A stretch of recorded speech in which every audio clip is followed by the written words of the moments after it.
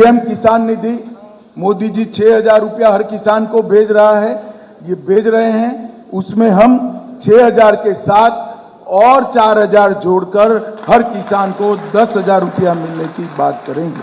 সম্মানীয় ভিউয়ার্স, নাও ওয়াচিং বিশ্বাস international channel. আপনারা স্বরাষ্ট্রমন্ত্রীর কাছ থেকে এখনই শুনলেন যে পিএম কিষানে যে 6,000 টাকা করে দিত সেটা এখন 6,000 টাকা থেকে 10,000 টাকা করেছে, মানে এর 18তম কিস্তিটা 10,000 টাকা করে দেওয়া হবে। চলুন আরও কিছু বিস্তারিত এখানে বলেছে দেশের কৃষকদের কল্যাণের জন্য যে স্কিমগুলি চলমান রয়েছে তা পরিশিষ্ট আয়তে দেওয়া আছে। প্রধানমন্ত্রী কিষাণ সম্মান নিধি একটি কেন্দ্রীয় সেক্টর স্কিম, যার লক্ষ্য হলো কিছু বর্জনের মানদণ্ড সাপেক্ষে সারা দেশে সমস্ত চাষযোগ্য জমিদার কৃষক পরিবারকে আর্থিক সহায়তা প্রদান করা।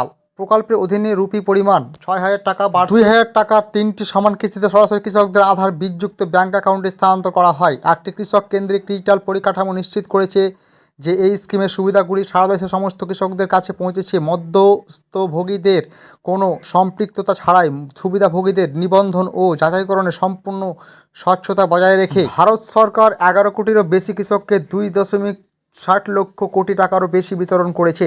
পিএম কিষাণ প্রকল্পের অধীনে সুবিধা গ্রহণকারী সুবিধাভোগীদের বিশদ রাজ্যভিত্তিক সূচনার পর থেকে বছর অনুসারে পরিশিষ্ট 2তে সংযুক্ত করা হয়েছে। পিএম কিষাণ স্কিমটি ফেব্রুয়ারি 2019-এ চালু করা। পশ্চিমবঙ্গ রাজ্য 8তম কিস্তি এপ্রিল জুলাই 2021 থেকে এই প্রকল্পে যোগদান করেছিল, কারণ প্রাথমিকভাবে রাজ্যটি চেয়েছিল যে পিএম কিষাণ প্রকল্পের অধীনে তহবিলগুলি রাজ্য সরকারের কাছে হস্তান্তর করা হবে রাজ্য সরকারের মাধ্যমে কৃষকদের এগিয়ে দেওয়ার জন্য।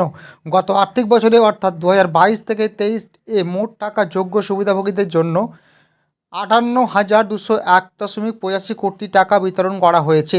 সম্মানীয় ভিউয়ার্স, ভিডিওটি আজকের মতো এ পর্যন্ত। ভিডিওটি কেমন হয়েছে তোমরা লাইক করবে এবং মতামতটি কমেন্ট করে জানাবে। চ্যানেল নতুন থাকলে চ্যানেলটি অবশ্যই সাবস্ক্রাইব করবে। আমি আবার তোমাদের জন্য নতুন একটা ভিডিও নিয়ে উপস্থিত হব। সবাই খুব ভালো থাকবে, সুস্থ থাকবে। ধন্যবাদ।